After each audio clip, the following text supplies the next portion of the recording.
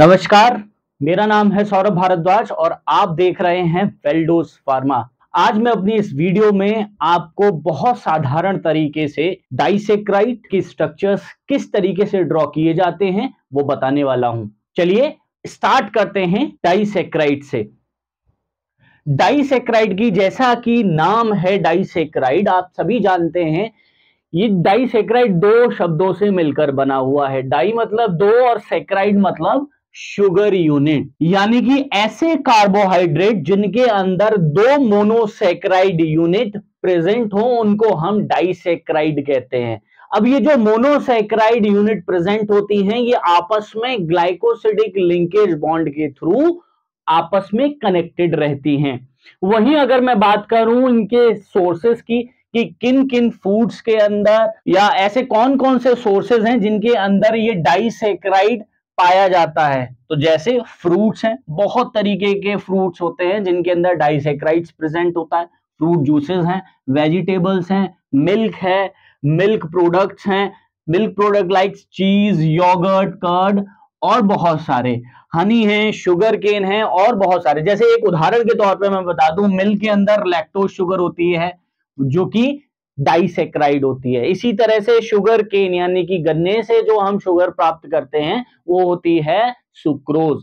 अमूमन हमारे घर में जो यूज होती है उस शुगर को हम सुक्रोज शुगर कहते हैं।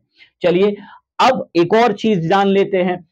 जब भी हम डाइसेक्राइड को कंज्यूम करते हैं तो हमारे शरीर में जाने के बाद वो डाइसेक्राइड स्प्लिट होती है मोनोसेक्राइड के अंदर। अब उसको स्प्लिट करने के लिए जिस एंजाइम की जरूरत पड़ती है उस एंजाइम को बोलते हैं ग्लाइकोसाइडेजेस, यानी कि ये वो एंजाइम है जो डाइसेक्राइड को तोड़ के उसे सिंपल फॉर्म में कन्वर्ट करता है।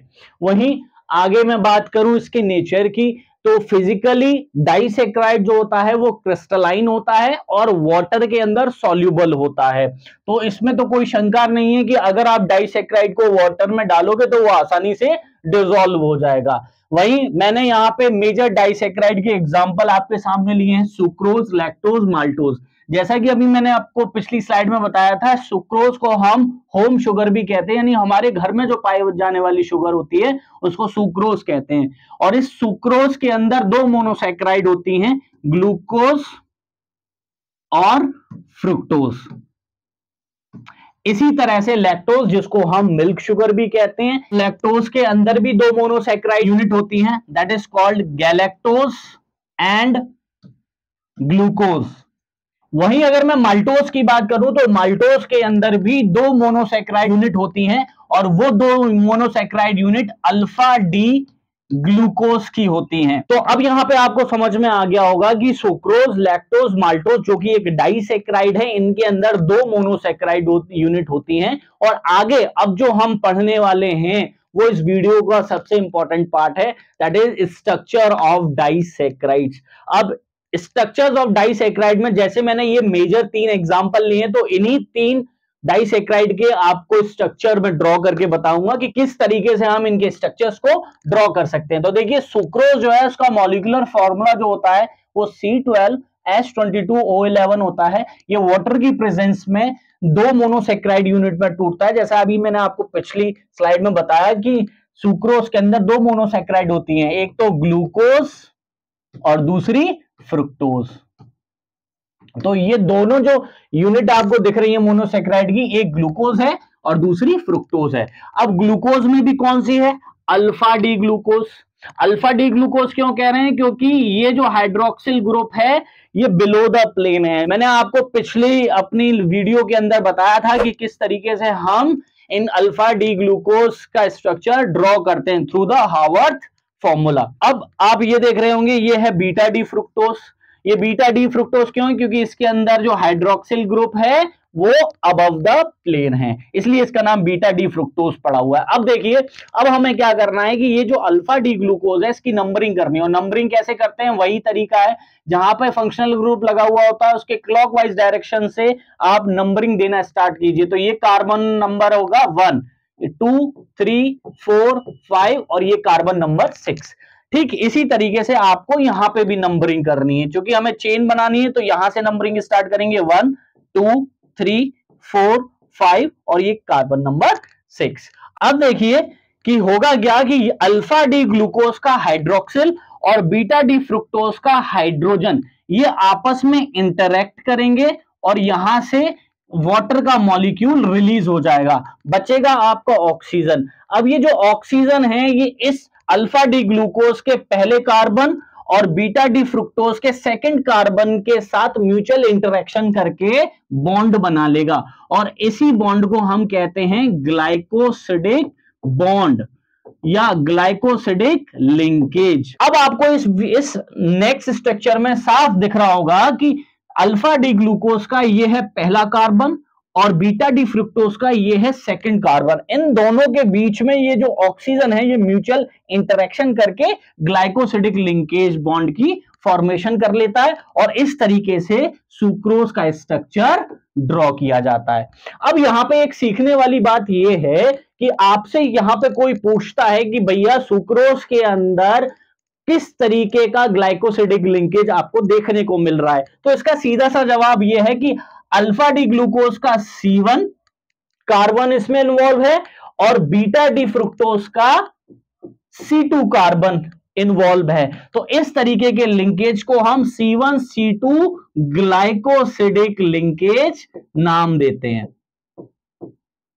बस इतना ही आपको इस स्ट्रक्चर में सीखना है कि किस तरीके से ग्लाइकोसिडिक बॉन्ड फॉर्मेशन के थ्रू हम सुक्रोज के स्ट्रक्चर को ड्रॉ करते हैं। चलिए सुक्रोज का आपने सीख लिया। इसी तरह से नेक्स्ट अब देखिए माल्टोज का स्ट्रक्चर किस तरीके से हमें ड्रॉ करना है। यह है माल्टोज का मॉलिक्यूलर फॉर्मूला। ये जो माल्टोज है वाटर की प्रेजेंस में 2 अल्फा डी ग्लूकोज की यूनिट में ब्रेक डाउन होता है और यहां पे ये जो स्ट्रक्चर मैंने बना रखे हैं ये अल्फा डी ग्लूकोज के स्ट्रक्चर्स हैं। सीधी सी बात ये है कि माल्टोज वाटर की प्रेजेंस में 2 मोनोसैकेराइड यूनिट में स्प्लिट होता है और वो 2 मोनोसैकेराइड की यूनिट अल्फा डी ग्लूकोज की होती है। अब ये हमारे सामने अल्फा डी ग्लूकोज का स्ट्रक्चर बना हुआ है। अब ये अल्फा डी ग्लूकोज क्यों है, अगर आपको ये रिकॉग्नाइज करना है तो बहुत सिंपल है, क्योंकि इस प्लेन के बिलो हाइड्रोक्सिल ग्रुप लगा हुआ है, इसीलिए ये अल्फा डी ग्लूकोज है। अब आपको इस अल्फा डी ग्लूकोज की अगर नंबरिंग करनी है तो सेम वही पैटर्न है जो मैंने आपको पिछली वीडियो में बताया था कि ये जो फंक्शनल ग्रुप लगा है इसके राइट डायरेक्शन से आप नंबरिंग देना स्टार्ट करें। ये कार्बन 1, ये 2, ये 3, ये 4, ये 5 और ये 6 कार्बन। सेम इसी तरीके से हम इसकी नंबरिंग करेंगे तो ये कार्बन 1 2 3 4 5 6। अब आप देखेंगे कि ये जो अल्फा डी ग्लूकोज है इसके पहले कार्बन का हाइड्रोक्सिल ग्रुप जो है इसका ये जो हाइड्रोजन है और इस अल्फा डी ग्लूकोज के 4th कार्बन का ये जो हाइड्रोक्सिल ग्रुप है ये आपस में इंटरेक्शन करेंगे और यहां से वाटर का मॉलिक्यूल रिलीज हो जाएगा, बचेगा क्या आपका ऑक्सीजन। अब ये जो ऑक्सीजन बचा है ये ऑक्सीजन क्या करेगा कि इस अल्फा डी ग्लूकोज के पहले कार्बन और इस अल्फा डी ग्लूकोज के 4th कार्बन के साथ म्यूचुअल इंटरेक्शन करके ग्लाइकोसिडिक बॉन्ड फॉर्म कर लेगा या ग्लाइकोसिडिक लिंकेज फॉर्मेशन यहां पे कर लेगा और इस तरीके से ये पूरा स्ट्रक्चर बनेगा माल्टोज का, यानी ये बन गया आपका माल्टोज।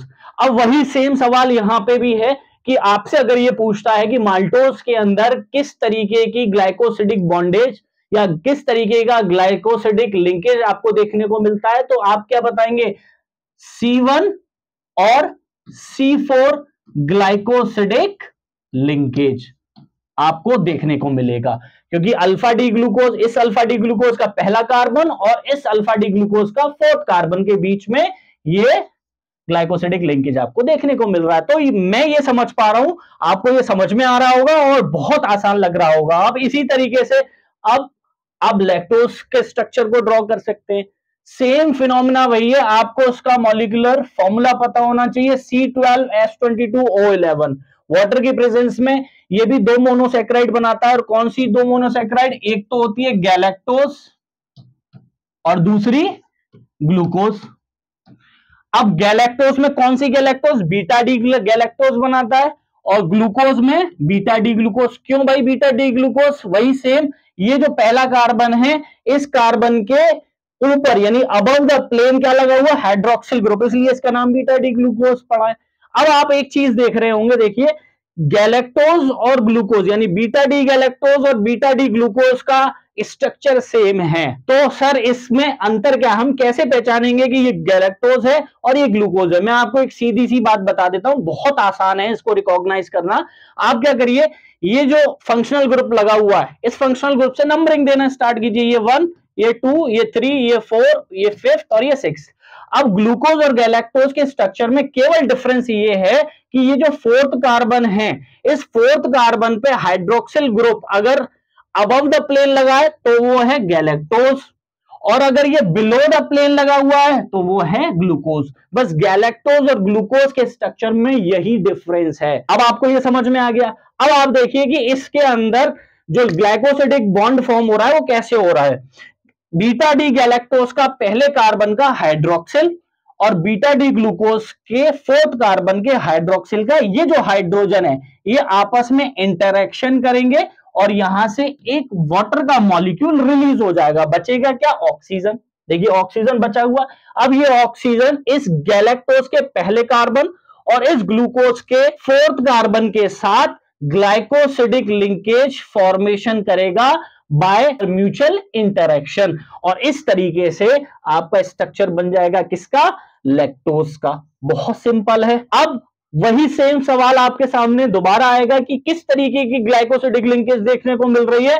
तो इसके अंदर C1 और C4 ग्लाइकोसिडिक लिंकेज आपको देखने को मिलेगा। ठीक है, ये बहुत आसान है बनाना अगर आपने कॉन्सेप्ट याद कर रखा है, और वही कॉन्सेप्ट आप हर स्ट्रक्चर में लगाएंगे तो बहुत आसान है।